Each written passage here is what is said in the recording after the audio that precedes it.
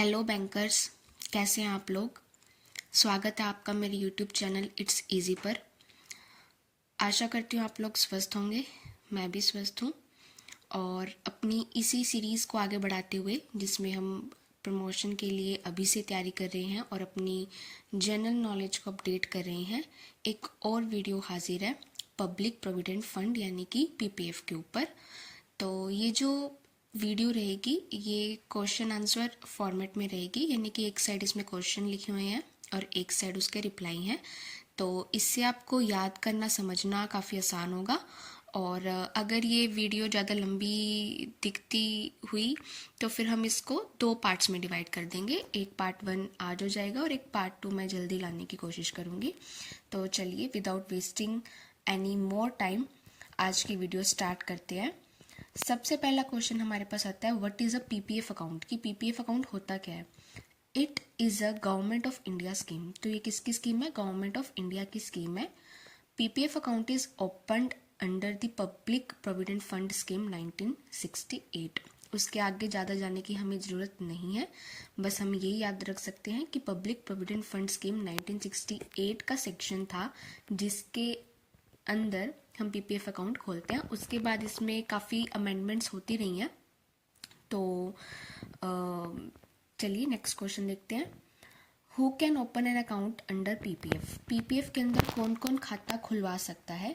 Any resident individual can open account for himself, her self and on behalf of a minor और a person of unsound mind as a guardian.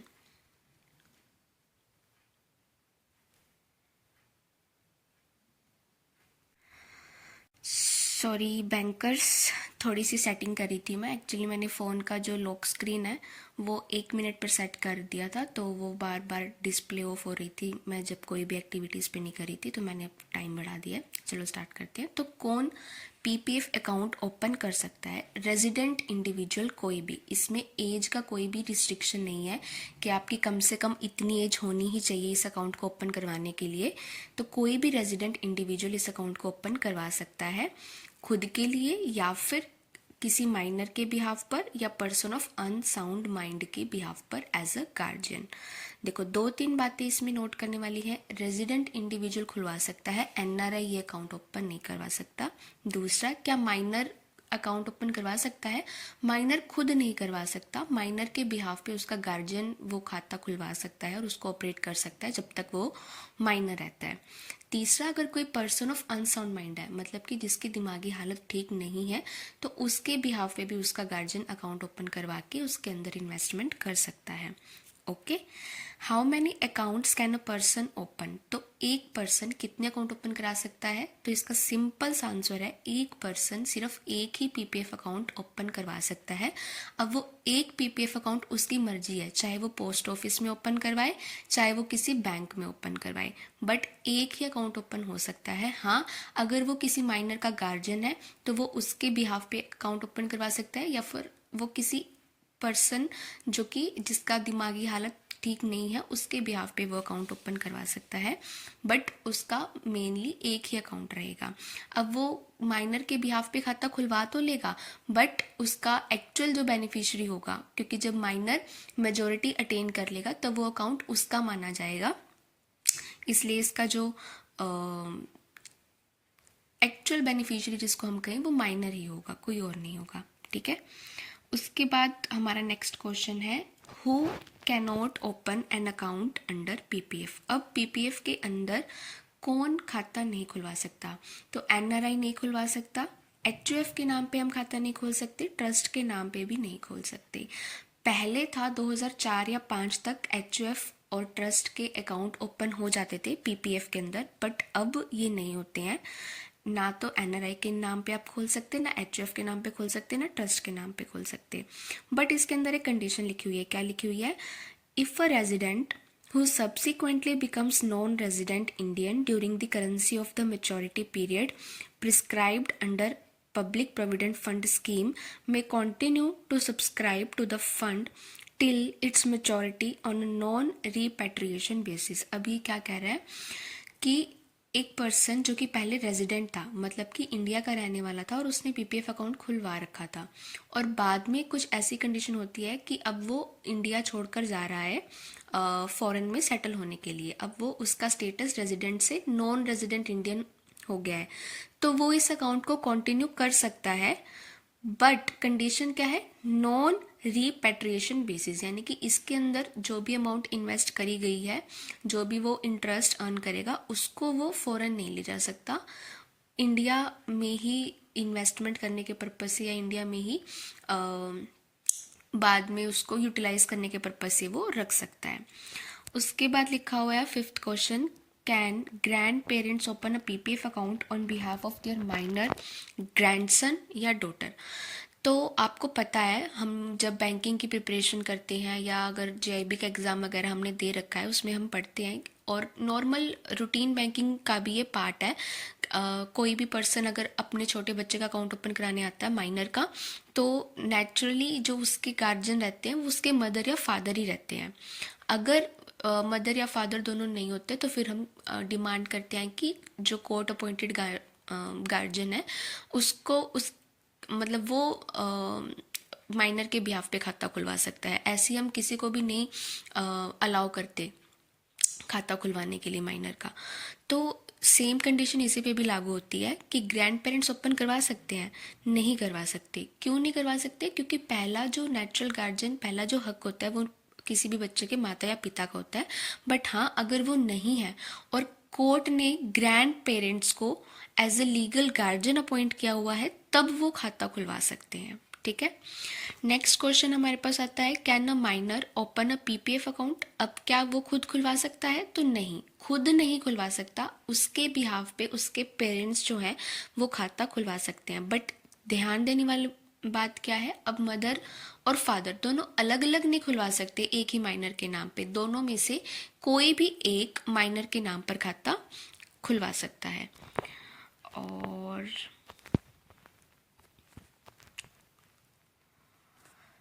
Can joint account भी open, क्या PPF में joint account open हो सकता है? तो नहीं, open नहीं हो सकता।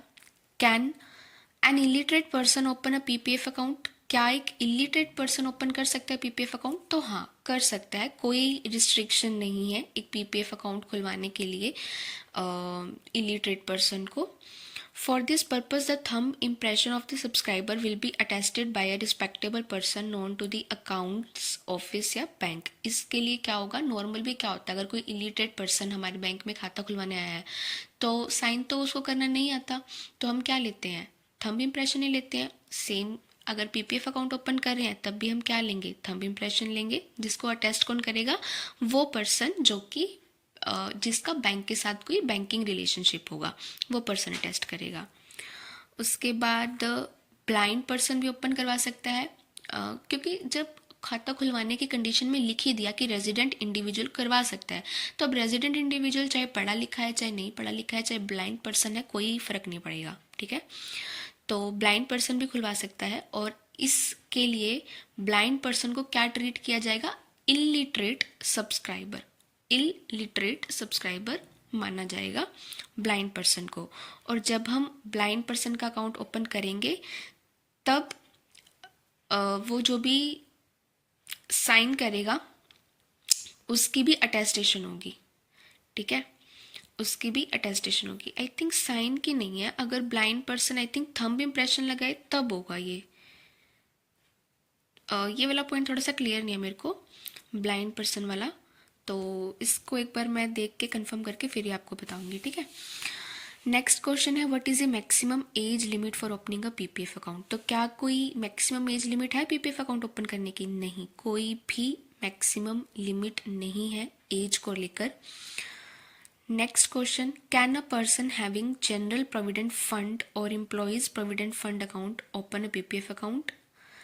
तो ये पूछ रहा है कि जिन एम्प्लॉयज़ का जीपीएफ है, जीपीएफ कटता है ना कुछ एम्प्लॉयज़ का जो कि पुराने एम्प्लॉयज़ हैं, अब तो एनपीएस के अंदर हम सब कवर होते हैं, तो क्या वो पीपीएफ अकाउंट ओपन करवा सकते हैं? जी हाँ, वो भी पीपीएफ अकाउंट ओपन करवा सकते हैं। नेक्स्ट पॉइंट है, can a power of attorney holder can open a PPF account. अब क्या पावर ऑफ अटॉर्नी होल्डर खुलवा सकता है? नहीं खुलवा सकता। पीपीएफ अकाउंट के अंदर पावर ऑफ अटॉर्नी का कोई कंसेप्ट नहीं रहता, ना तो पावर ऑफ अटॉर्नी होल्डर किसी पर्सन के बिहाफ पे अकाउंट ऑपरेट कर सकता है, ना ही वो अकाउंट ओपन करवा सकता है। ठीक है, नेक्स्ट क्वेश्चन है आपका minimum and maximum limit of investment.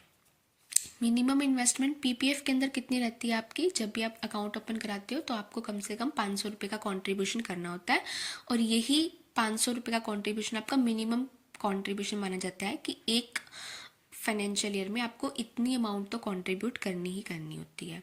और मैक्सिमम आप कितनी कर सकते हो? 1.5 लाख रुपए तक की, और इसी की डिडक्शन आप ले सकते हो इनकम टैक्स एक्ट के सेक्शन 80C के अंदर।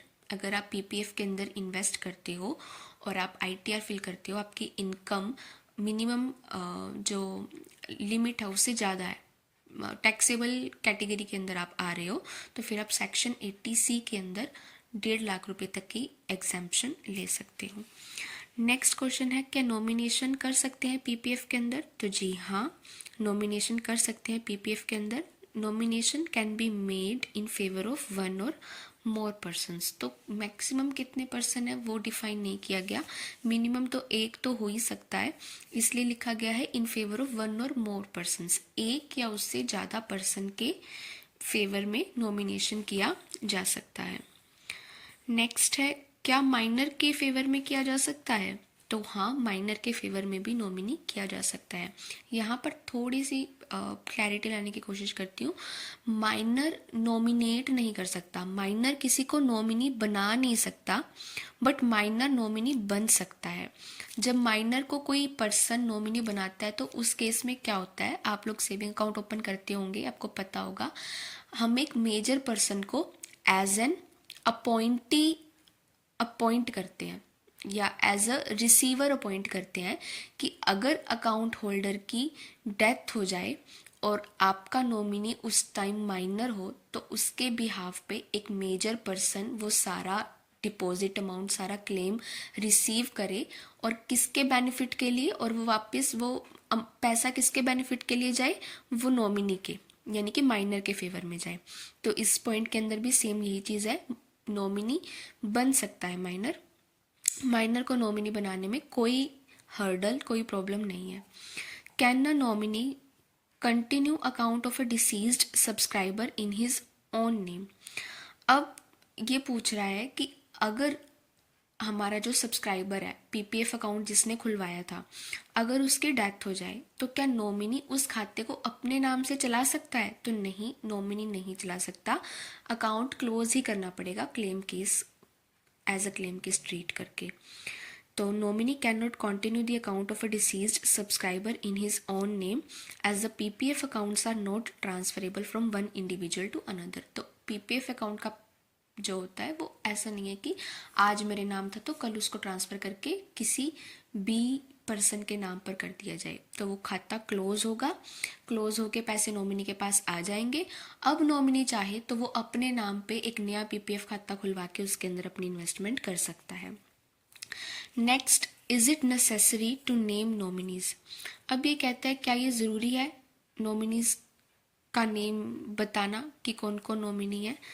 तो it is not mandatory to name nominees for a PPF account. However, it is advisable to do so to avoid conflicts in the event of death and to have a clear transfer of funds to a desired person. ये कहता है कि ऐसा mandatory नहीं है nominees.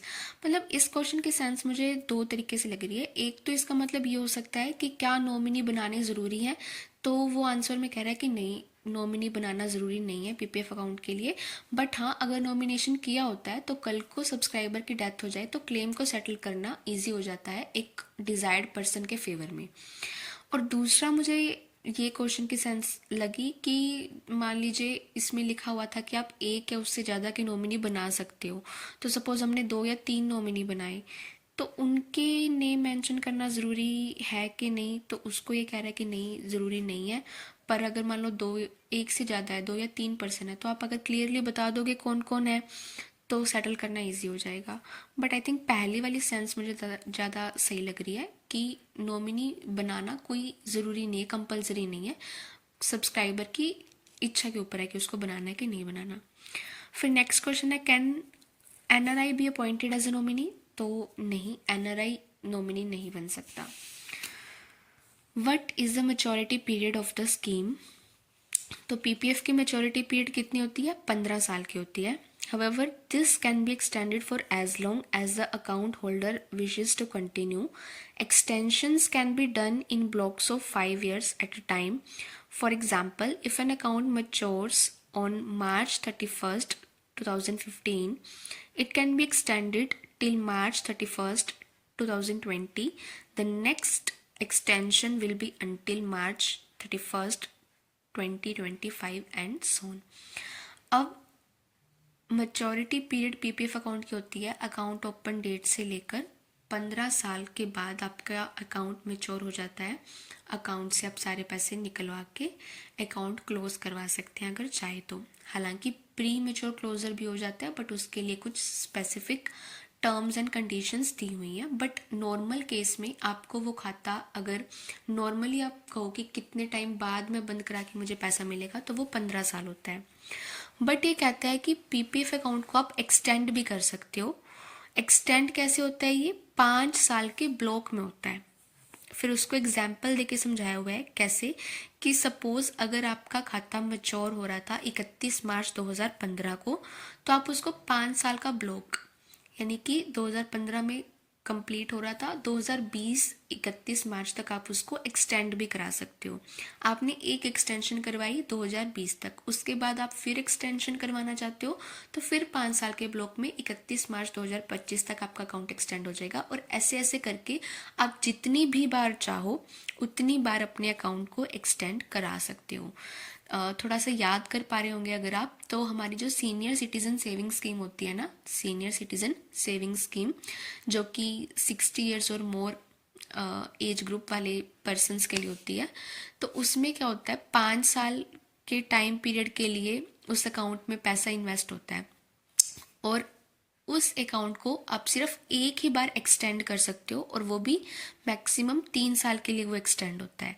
But PPF के अंदर इन्होंने मेंशन किया है कि आप जितनी भी बार चाहें उतनी बार इस अकाउंट को एक्सटेंड करा सकते हो, बट कंडीशन क्या है कि ये एक बार में 5 साल के लिए एक्सटेंड होगा। ठीक है, नेक्स्ट क्वेश्चन है, can a PPF account be extended for 2 years on maturity? तो क्या 2 साल के लिए आप कर सकते हैं एक्सटेंड? तो साफ आंसर है नहीं कर सकते, क्योंकि 5 साल के लिए होगा कम से कम। Whether a subscriber whose account has matured and he leaves the matured account without further deposits can open a new PPF account as he will not be maintaining his existing account. अब question क्या पूछ रहा है कि एक subscriber था जिसका PPF account था और उसने उस अकाउंट ने 15 साल पूरे कर लिए, वो अकाउंट मैच्योर हो गया। अब उसने क्या किया, अपने मैच्योर अकाउंट को एज इट इज़ छोड़ दिया, उसके अंदर कुछ भी नया डिपॉजिट नहीं कराया। अब क्वेश्चन ये पूछ रहा है कि क्या वो नया PPF अकाउंट ओपन करा सकता है, क्योंकि अब वो नया पैसा, कुछ और पैसा अकाउंट मैच्योर होने के बाद अपने उस खाते में डाल ही नहीं रहा, तो क्या वो नया PPF ओपन करा सकता है? तो आंसर है नहीं, वो नहीं करा सकता। क्यों नहीं करा सकता? क्योंकि extension for further block periods of 5 years has been provided in the scheme. The subscriber should extend the account instead of opening the new account. क्यों नहीं करवा सकता? क्योंकि इस अकाउंट को एक्सटेंड करने की अपॉर्चुनिटी दी गई है सब्सक्राइबर को। इस स्कीम के अंदर ये फीचर है कि अगर आपका अकाउंट मैच्योर हो गया तो आप उसको जितनी भी बार चाहो उतनी बार 5-5 साल के ब्लॉक के लिए बढ़ा सकते हो। तो अगर आपको पैसे डाल के इन्वेस्ट करना ही है तो आप इसी अकाउंट में कर दो ना, जो आपका ऑलरेडी चल रहा है, नया खाता क्यों खुलवाना? तो इसलिए नहीं आप कर सकते। नेक्स्ट है, can a person withdraw his option for extension of PPF account for 5 years? तो क्या अब उसने क्या हुआ, 31 मार्च 15 को उसका अकाउंट मैच्योर हो गया, उसने क्या किया, 20 तक एक्सटेंड करवा लिया अपने अकाउंट को। अब बीच में उसको लगता है 2017 या 18 में कि नहीं, मैं इस अकाउंट को ना नहीं कराना था मुझे एक्सटेंड, मुझे पैसों की अर्जेंट ज़रूरत है। तो अब क्या वो अपना ऑप्शन वापस ले सकता है? एक बार उसने अगर अपना फॉर्म, एक्सटेंशन का फॉर्म भर के दे दिया और हमने सिस्टम में उसको एक्सटेंड कर दिया, तो नहीं। The subscriber who has given his option for the extension of the account for a period of 5 years can not withdraw his request at a later stage.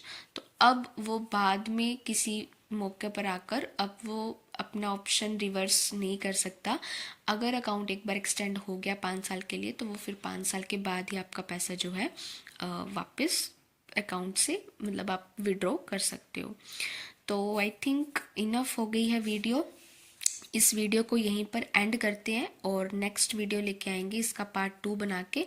और ये पीडीएफ मैंने कहाँ से निकाली है और आपको पढ़ने के लिए कहाँ से मिल सकता है ये भी नेक्स्ट वाली वीडियो के एंड में मैं बताऊंगी। तो इस वीडियो को कंप्लीट देखिएगा क्योंकि कुछ चीज़ें क्या होती हैं हमें पढ़कर याद होती हैं और कुछ चीज़ें हमें सुनने से भी याद रह जाती हैं।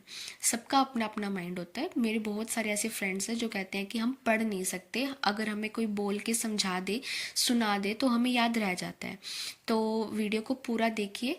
वीडियो में कुछ भी इंफॉर्मेटिव लगे तो चैनल को लाइक करिएगा, अपने दोस्तों के साथ शेयर करिएगा और सब्सक्राइब करिएगा। इस चैनल पर मैं कोशिश करूँगी कि जितना पॉसिबल मुझसे हो सके इन्फॉर्मेटिव वीडियो लेके आऊँ जो आपके प्रमोशन एग्ज़ाम में आपकी हेल्प करे और प्लस आपकी जनरल बैंकिंग को अपडेट करे। थैंक यू मेरे साथ जुड़ने के लिए, इस वीडियो को देखने के लिए। Thank you so much.